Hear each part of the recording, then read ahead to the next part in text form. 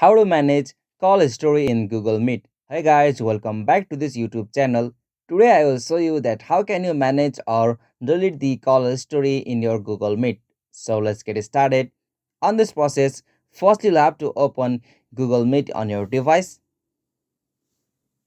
Alright, so after you open the Google Meet from your account, you'll got such interface. So from your, you'll have to tap on three line just at the top left corner of the screen. So simply tap on it. Alright, so now from here tap on settings. Okay, so from the settings section you have to go the option history, so simply tap on this. And now from here you will be able to see your options like delete all history, so simply you have to go that option. So from here you'll be able to delete every call history in your Google Meet. So for that you'll have to just tap on the delete option.